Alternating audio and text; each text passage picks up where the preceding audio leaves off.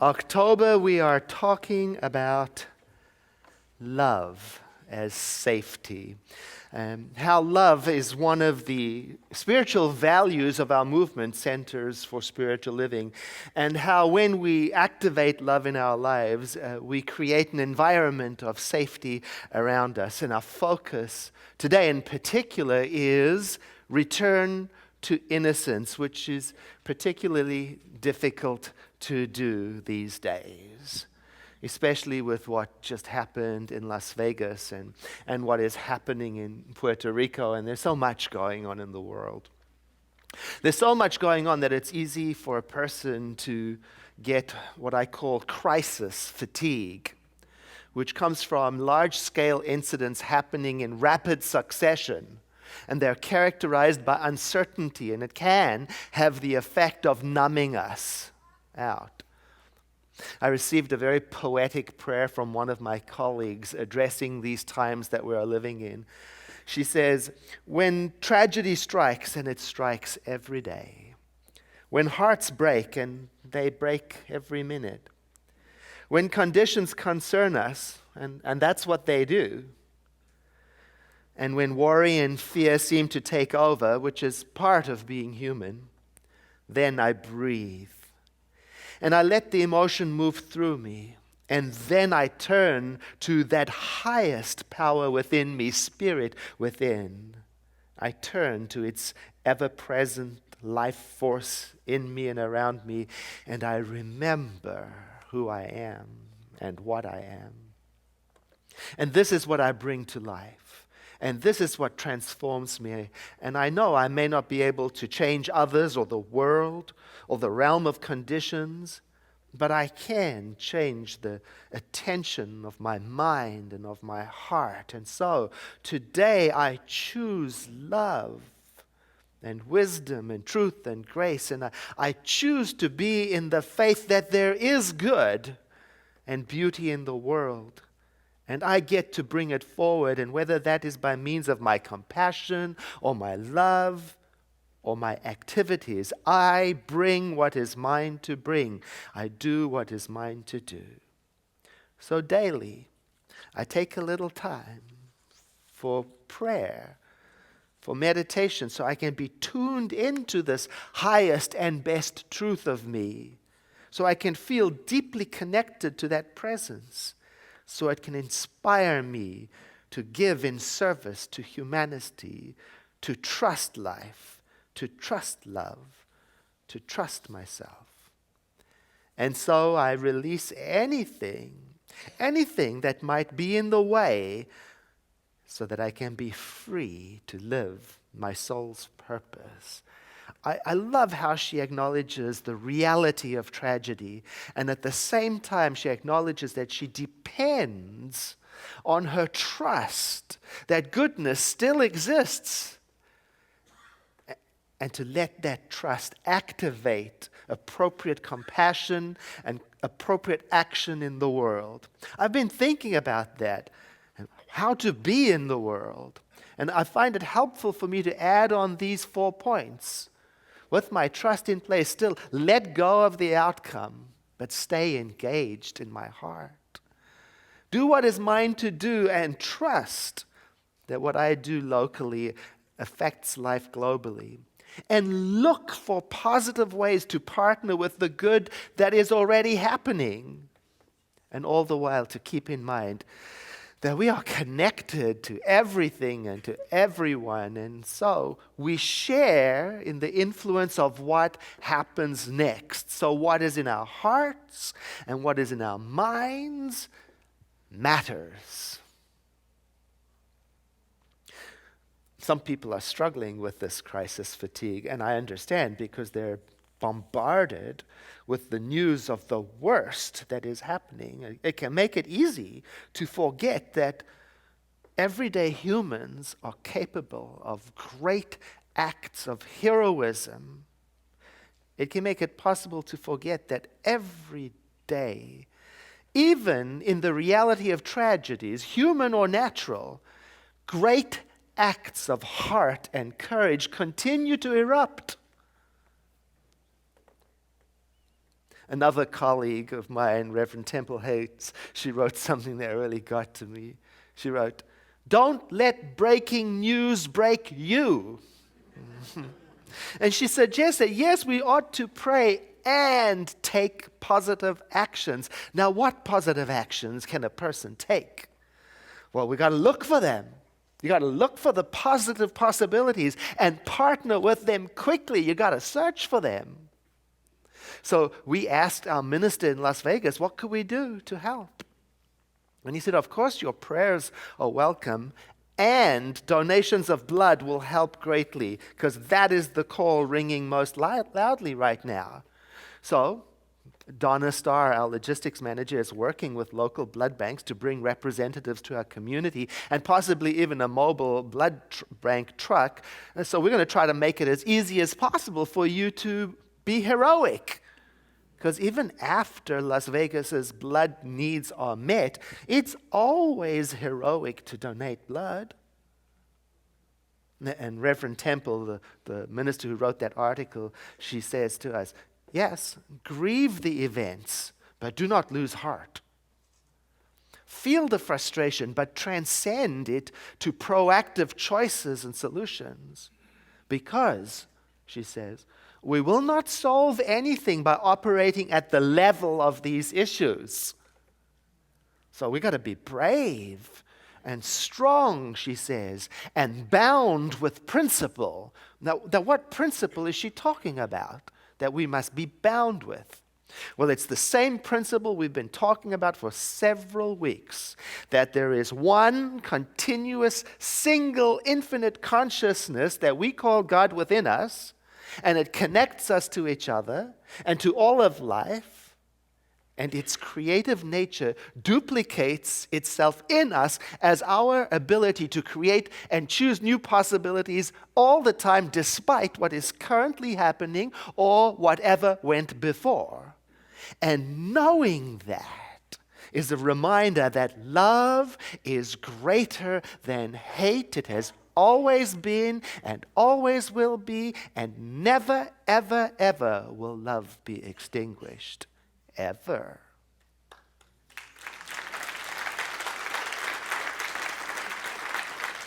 So I got to stay with it myself. I got to let go of the outcome. I got to stay engaged in my heart. I got to do what is mine to do. I've got to believe that what I do locally affects us globally.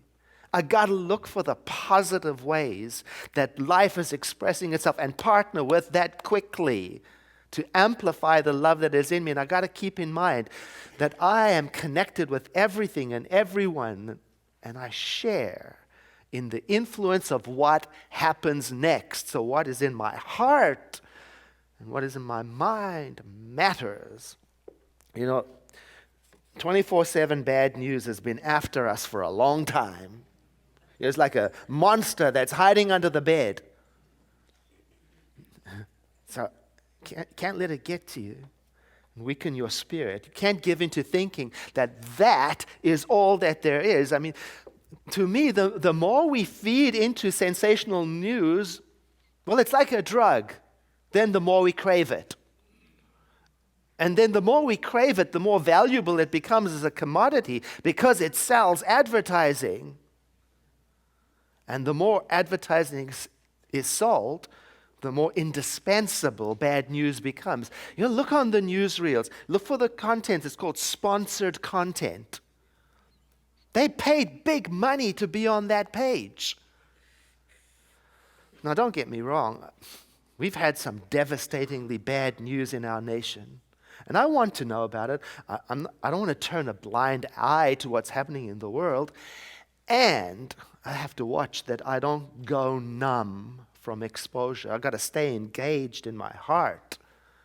Some people have been writing to me about that, saying what they are most shocked by this latest shooting incident is their own response. Because they recognize they've become numb. Shooting has become normal. It's shocking. That's crisis fatigue. And they say they yearn to return to the innocence of that time where once upon a time a single violent death would be alarming. Another colleague of mine wrote that October 2nd was Mahatma Gandhi's birthday, and that few people may realize that his activism began from the slaughter of hundreds of peaceful, unarmed Indian protesters by machine guns from British troops. He writes, "In my sorrow today, I questioned what will be the necessary tipping point to bring a thunderous wave of Gandhi-like activism to today's world shores. But we mustn't wait for it in one individual," he says. "Gandhi energy is in you. Don't ignore it. Its instruction is simple. Today, I felt the danger of futility. I can only imagine that Gandhi and others must have battled that feeling often, but they didn't stay in it. They didn't stay there, and neither should we." Oh, I like that. Oh, I like that. There is one continuous, infinite, creative consciousness, a power for good in the universe, one that inspired Gandhi, and it is in you. And it is in me. So I got to look for it. I've got to look for where it is trying to express. Where is the positive expression of it? And partner with it quickly to stay engaged. And to remember that we are all connected, everything and everyone, and that we share in the influence of what happens next. One of the travelers who went with our community to a pilgrimage, a spiritual journey to Bali, he lives in Reno with his husband, and he's originally from Puerto Rico, and his family is still there. And so he wrote on Facebook that he just couldn't sit around while his family was struggling. So he jumped on a plane to the hurricane-devastated area to help. And I've been watching what he's saying on Facebook. His first post is, "Sunday, the 1st of October, my mom and aunt and I go to Walmart. The line is very long and it's already oppressively hot. The line moves, 25 come in, 25 go in. However, with no power, we can only buy what can be used in one day. And the stock is getting better, but fresh vegetables and fruit are very limited. At the checkout, a lady with 2 children with her in front of us is obviously concerned she may not have enough to pay. I tell her not to worry, and I pay for her check overage. She cries. The checker cries. I cry." So I spot that, and I wrote to him and said, "How can I help? How can I partner with that positive, proactive, love-infused, generous response?" And he wrote back and told me about the Ricky Martin Foundation for Puerto Rico. You find it through You Caring. It's a compassionate crowdfunding new foundation that he's made. Ricky Martin Foundation. And he's telling me how they can see the results of that foundation, in particular helping the villages in the northern part of the island. And he said, "I recommend that you contribute there." Then he said on his Facebook page the next day, "Surprise! No lines at Home Depot, but also no chainsaws, no generators, or none of the items that are desperately needed. I never cease," he writes, "to be amazed that even though people are exhausted, they only cooperate and speak to the good. So never let anyone on the mainland say that Puerto Ricans are simply waiting for a handout. I see the hard work in abjectly terrible conditions without complaint. Even the police, who are standing 12 hours a day directing traffic. This is our home, and we will do what it takes. Although a few chainsaws would really help." He says since then things have improved, and hope is strong, although there is much work to be done. And that is the case. Often after a tragedy, there is typically work that continues to need to be done long after public attention has moved on to the next thing. Bad news is for real. And we grieve with the people who lost loved ones in Las Vegas. And it occurs to me that what is also for real is at the very same time as these tragedies, there is also strength of character. And that deserves to be honored and welcomed and recognized and believed in and loved. Mike McGarry, he lay on top of his children when the shooting began to protect them. So did Carly Krieger. She got down over a 4-year-old to protect her, to shield her. Mike Kronk, he stayed out in the open with his friend Rob, who got shot and couldn't move, even though it put him in the line of fire, and he said there was just no way I was going to leave him there. Taylor Winston, a 29-year-old Marine veteran from San Diego, he jumped a fence and found a truck with its keys in, basically stealing it, and started looking for the most seriously injured to load into the truck bed and take them to hospital back and forth. And then there's that father who got shot in the neck. He ushered 30 people to safety. Not only a bullet in his neck, he had a cracked rib, a fractured collarbone, and a bruised lung. And he said at the end of it, at least I got some people out of there. Bad news is for real.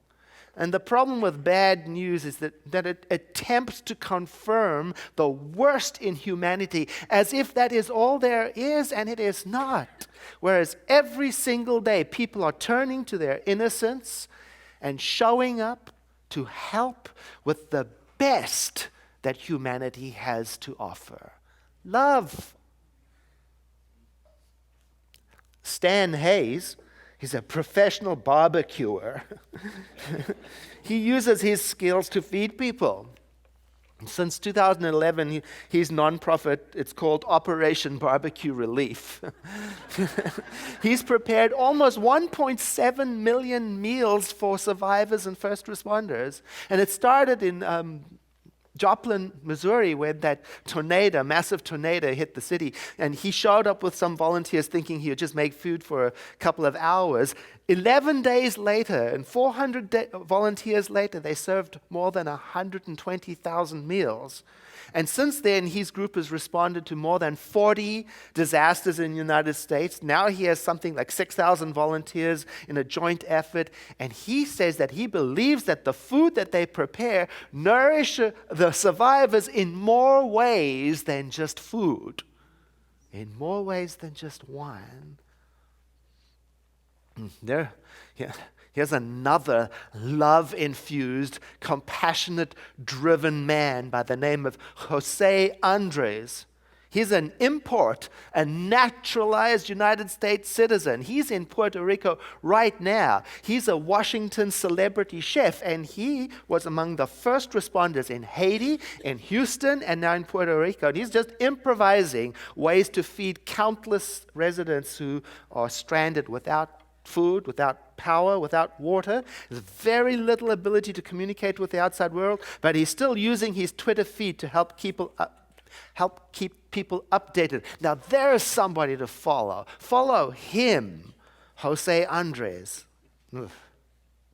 Now, this kind of love and kindness and compassion and selflessness, it touches us deeply because it awakens in us our awareness of our shared life, the awareness in us that there is only one continuous, single, creative consciousness we call God within, and its nature is love. And when love is activated in us, it awakens us to our kinship, and it reminds us that love is greater than hate.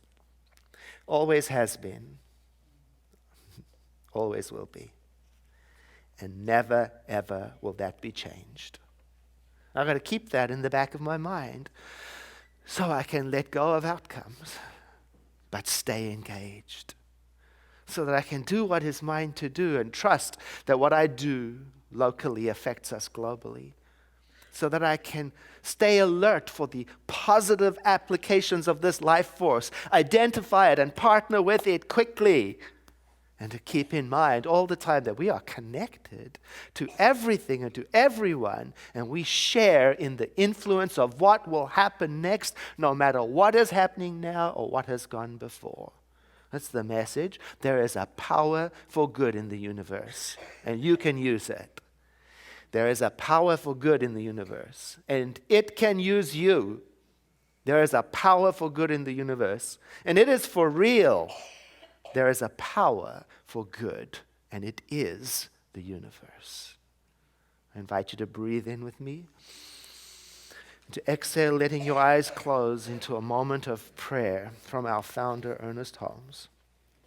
Today, my love goes out to all people, to all beings, and to all things, and there is no fear in this love, for perfect love casts out all fear.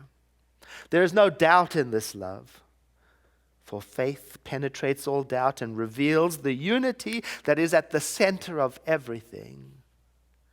This love flowing through me harmonizes me to everything and reveals the joy and gladness that is at the heart of everything and brings about a sense of security and well-being.